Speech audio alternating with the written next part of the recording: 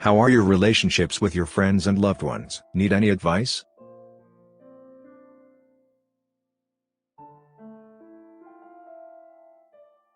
What do I do after my failed proposal? My girlfriend rejected my proposal, and it resulted in a huge argument where she slapped me. I'm not sure where to go from here. My girlfriend is 27, and I am 36. Okay, so basically we've been together for nearly 2 years now and we're pretty serious.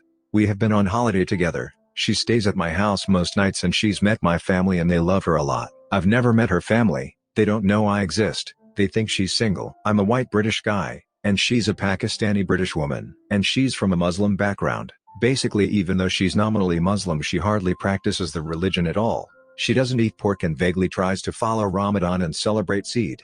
But she hardly prays, doesn't wear Islamic dress, drinks, smokes joints, has sex, etc. Which doesn't bother me because I'm not religious at all. I decided I love her so much. I proposed to her on Valentine's Day. She was so stunned she broke down in tears. She said she needed time to think about it. So yesterday she says she's thought about it and as much as she loves me, she can't marry me.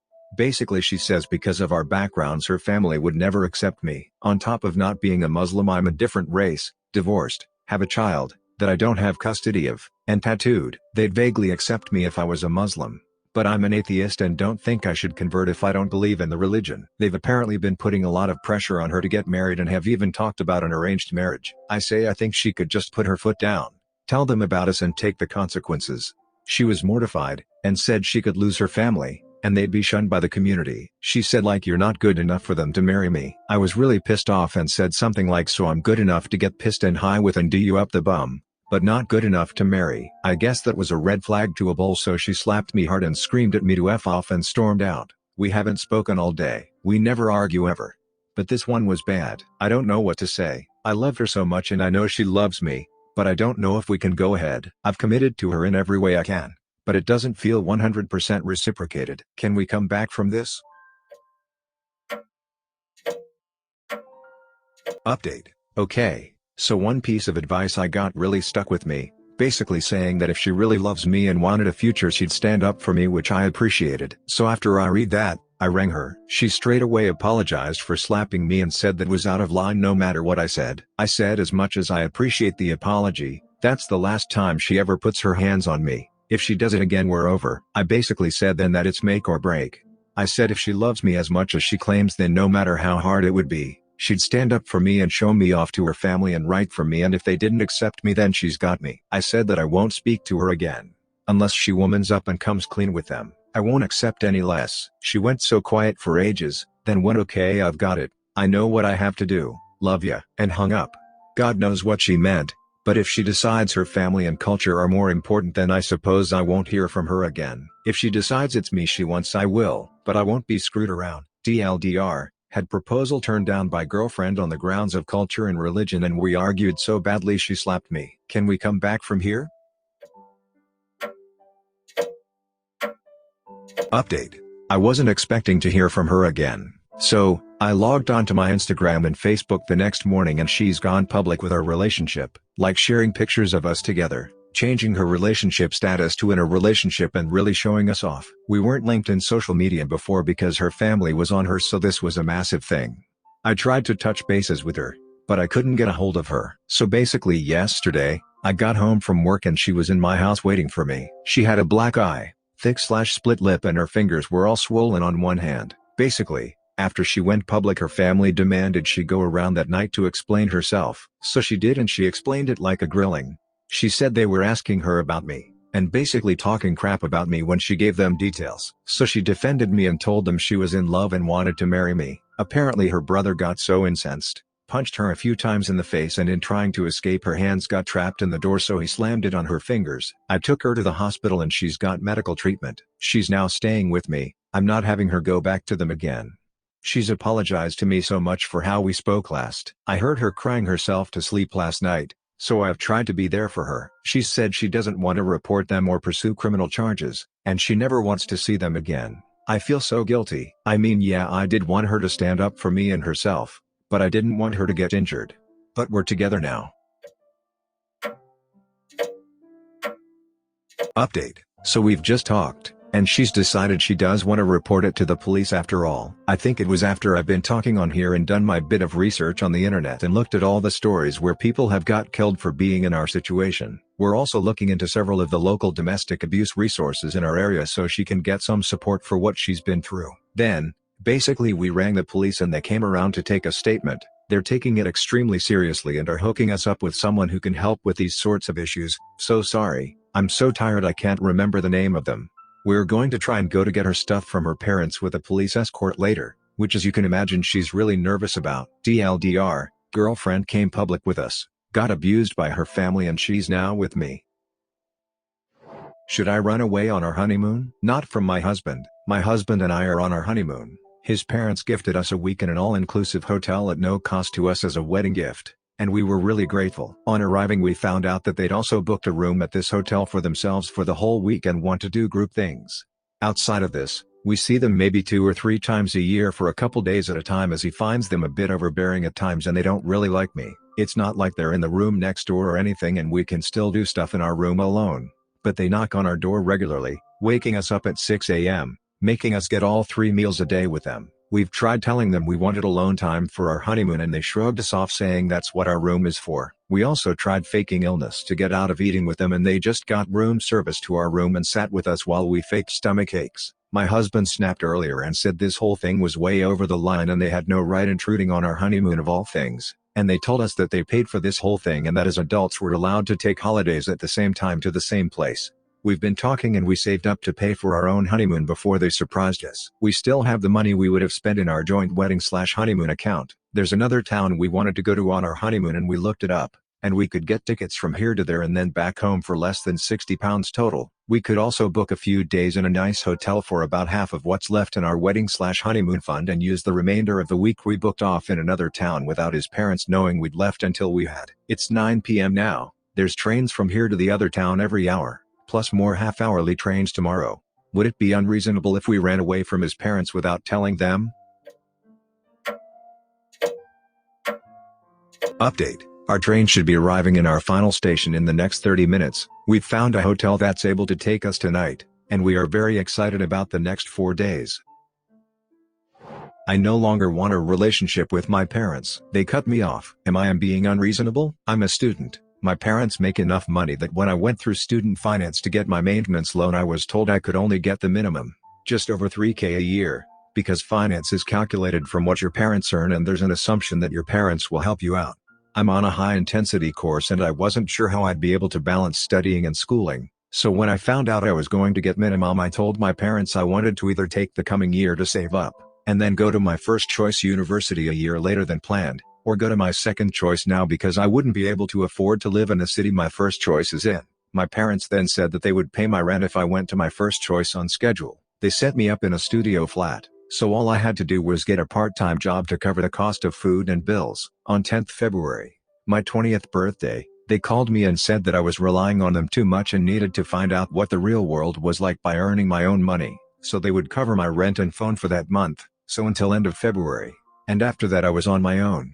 Then said that they were still my parents and they loved me, and wanted me to stay in touch, just learn some independence while doing this. I begged them to reconsider, but they ended the call, so I had 11 days notice that I would have no flat or phone. I begged my university for emergency housing, but they said that I had no proof I'd been cut off so they couldn't do anything. I emailed my parents asking them to write a letter stating they'd cut me off so I could sort my student finance and emergency housing. They said no. I asked work if I could take on more hours and was told that due to my contract I can't do any more than I'm already doing. So I'm now looking for a second job. I'm sleeping on a friend's sofa until a place I can afford opens up, and as I still don't have proof I've been cut off for student finance, I will probably have to drop out this summer. I got a Facebook message from them today telling me they were disappointed I didn't call on Mom's birthday a couple days ago, and that I've not given them my new phone number yet. I responded telling them the position I'm currently in and that I no longer want a relationship with them. I've gotten a bunch of messages from them and my brother's asking me to reconsider. My friend says I shouldn't feel bad, but I feel incredibly guilty, and like a spoiled brat, because I don't love my family for their money. I love them because they're my family, but at the same time they've really screwed me over here. Am I the unreasonable one for not wanting a relationship with them? Update. I messaged them asking why they cut me off. saying the least they could do was explain why they're fine leaving me homeless. They responded, "My friend, the one I'm staying with, is an out and proud lesbian." There are maybe 2 posts about me on her social media, one being a group shot of us and some people we were studying with in the library with me and her sat together, and another from a couple days before my birthday where she posted a photo of me when we went to lunch because we weren't planning on seeing each other on my actual birthday, and in the caption she refers to me as Princess in a clearly joking way. My brothers then showed our parents and told them I was a lesbian, and she was my girlfriend. So now I have proof that they cut me off, proof they're homophobic and confirmation that they can and will switch on me at the drop of a hat, as well as proof of my brothers, who are older than me and living with our parents, being jealous crapheads. They didn't just tell me this on the phone because they hoped I'd figure it out, which is tricky given that it's not freaking true. Apparently there's enough affection still there for them to expect a call on mom's birthday, but not enough to not totally F me over. So yeah, never talking to them again. Any of them. I've sent the screenshots to the person I spoke to in emergency housing, though I have been warned that for something called emergency housing it's not very fast. My friend has said I can stay with her as long as I need. The reply my parents sent hasn't explicitly said the phrase "we cut you off because," but given the context of them replying to my message asking why it should be enough. Thanks everyone. I felt really lousy cutting them off over finances, but now that I know they're pure freaking evil I don't feel so bad. I've also sent my parents the screenshots of my brother confirming that he and my brother lied about me, and they are very apologetic, but that doesn't change anything. As my brothers live with my parents, I hope they're all very happy together right now. New plan. Changing the focus of my studies going into 3rd year to focus on the subjects I want to do, not the ones my parents wanted me to do. If I do this, I have a far better shot at getting a work placement. It's far less popular than my current field of study, and if I get a work placement I can spend my 3rd year working full-time, earning a bit of cash, and then resume my studies the following year. Failing this, and if I can't get any help from the university or student finance, then I will defer my 3rd year and work full-time for a year. My friend says I can stay with her as long as I need and has said if I can't get emergency housing, but can sort out my placement or another job then we could get a place together next year, so I have a confirmed roommate. Okay, also so here's the thing. I might not be straight, I'm figuring it out and I don't really have the capacity to go through it right now, but I've never said anything to anyone, at all, ever, because I knew my parents were homophobic, so my brothers may have thought they were lying, but they also may have been inadvertently correct. And I have to say being correct by accident is very typical of them. Update. Results. So here's how everything has shaped up. I won't be getting emergency housing from uni. I've not heard anything and there's less than a month left before summer, so I'd be shocked if I got it at this stage. I'm still living with my friend. She got me a job at her workplace, but refuses to take any rent off me so I've been repaying her by sneakily buying food and cooking her dinner as I get home before her. We have plans to move in together this summer ready for next year. My parents have done a complete 180 and now want me to forgive them so badly that they're still refusing to sign a letter showing they've cut me off, so I'm still screwed with student finance. My parents have also offered me my truck back, so me, my roommate, and 2 more friends will be going to my parents' house sometime soon to collect my truck and some things from my room. My tutor has written a letter for me for student finance which they might accept, but I'm waiting to hear back. My course changes were approved so now I'm doing what I want, not what my parents want, and it looks like I got my work placement, so I'll be either working and studying part-time for 2 years or working all next year and finishing studies the year after. Either way I'll be adding an extra year to my course, but I get paid and get relevant experience in my field. Ultimately, everything seems to have worked out as well as it could. Thanks for all the great advice, and I was truly concerned that I was in the wrong so thanks for the reassurance. 2. I will also be booking a session with the on-campus mental health professional because this has really shown a light on just how screwed up my family is. Thanks again, smile.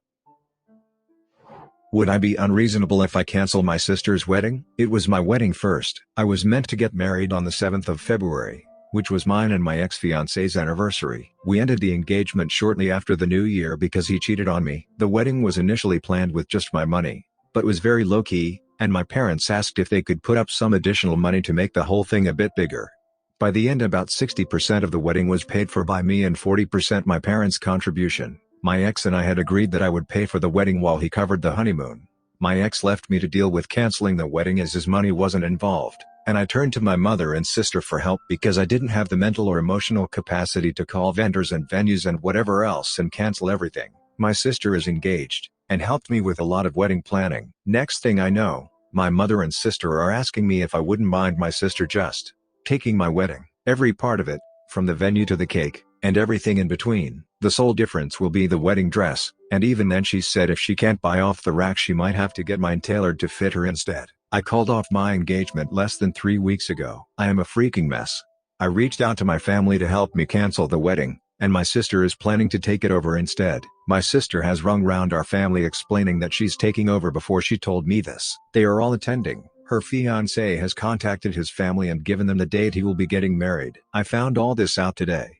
She asked me if I was okay with this, like she hadn't already arranged everything. I told her to go F herself. I have until the 23rd to cancel things and get the money back. There's a couple of things where I won't get money back at this stage, but over 2/3 of it is still refundable. The money will be refunded to the card it was paid by, so both me and my parents will get the correct amounts back.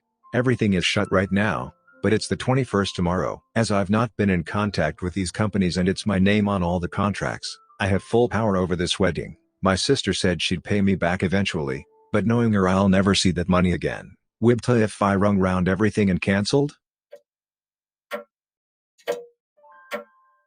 Update. I talked to my sister and explained how upset I was and how hurt this made me feel, and she said that this was a good thing, and it would be therapeutic for me to see good come from bad.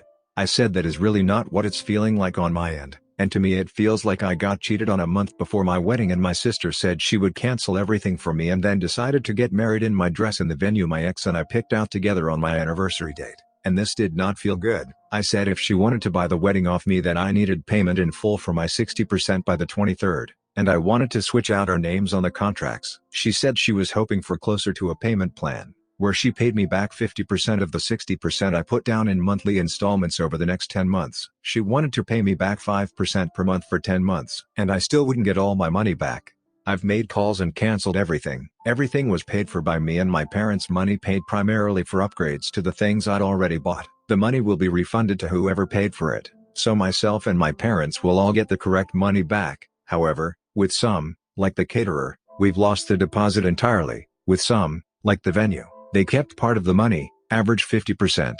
But some kept more and some kept less, and with some, like the baker who was a family friend and hadn't started on the cake yet, they completely refunded it. I think the fact that I was open that the wedding was off because he cheated made them feel bad for me and probably made a few of them more lenient on refunds, didn't just bring it up for the sake of it. Most of them asked if I'd wanted to reschedule. On the whole, I've gotten a little over half back, which is not as much as I thought.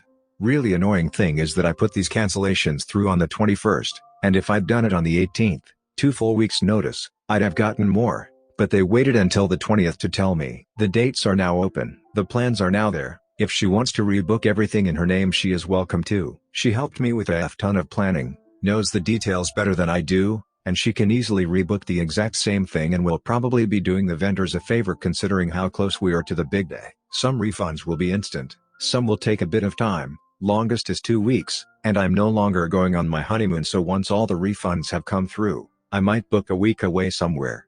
Not sure what's happening with my sister/mother/family at large. In total, I would have gotten more back from my sister than I would from the venues, but it would be a year wait on her repaying me versus a few weeks on the venues. Currently drafting a Facebook post to tell the family what happened without me looking like a total bitch. I have a feeling they've already guessed what went on, but only one way to make sure.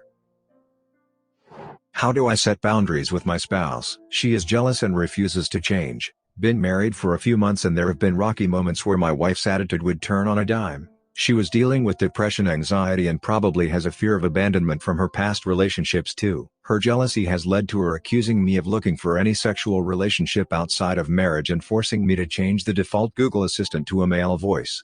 The past few days ago she saw a friend's suggestion on Facebook and flipped out saying I was searching for her because she was a past ex or romantic interest. The Facebook suggestion turned out to be an old group partner for a 4-person project from undergrad. This is not the first time that she accused me of seeing or lusting after someone else. She also accused me of going after someone at work, one of my trainers. It has come to the point that I avoid bringing up certain topics to avoid her going into an angry fit. I know with the standard advice that if she is being so accusatory that she could be projecting her guilt of cheating on me, and I think she might have a bipolar disorder with a lot of the symptoms. I know that a friend that she still talks to almost proposed to her too. After a fight a few nights ago, She said it didn't matter what I thought if she sent him a picture of her bare chest. She is also on antidepressants, and when it comes close for her next dose she gets more jealous and irrational. From a cursory search, this jealousy is very unhealthy, and their fear of not wanting to be abandoned makes them double down on the accusations or suspicions.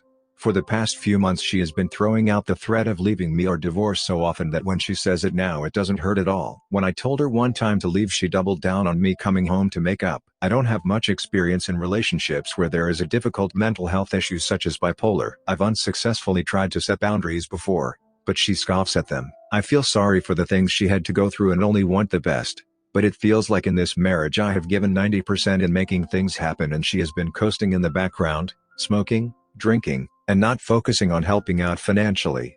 I'm not allowed to go out for friends, my time away is constantly questioned, and my opinions and interests are disregarded when she just wants me nearby. I don't know what I can salvage, but I'm looking for advice on how to give reasonable expectations to a person when they are being unreasonable. TLDR, how can I set healthy boundaries with a spouse with a mental health condition? Update. Brief recap. Wife was extremely jealous one night and said I had wandering eyes when I can barely see without my glasses that she broke. Ended up sending me to the ER and she was arrested. She is concerned about what I need to do to correct her predicament when she was the one that threw the blows. Today was one of the pre-trial court hearings. She was upset all night last night, saying it was my fault that she was in this situation of a felony for assaulting me and that her stress was all of my fault. She scoffed at the deal that the state was offering, saying it was a death sentence for her career and our marriage. It was my understanding that a no-contact order would be in place while classes are being completed, but would be lifted after. She was under the impression that it would last through her probation. The night prior she was upset that I was doing research on marriage counseling, saying I was thinking we were too far gone even when we talked about finding a counselor a few days before. Late nights and early morning, she gets more paranoid as her antidepressant medication wears off, and I try to bear her verbal assaults trying to calm her down. Having a feeling a split was imminent, I packed my clothes and belongings from the place she was staying at during her no-contact order period while she was finishing up at court.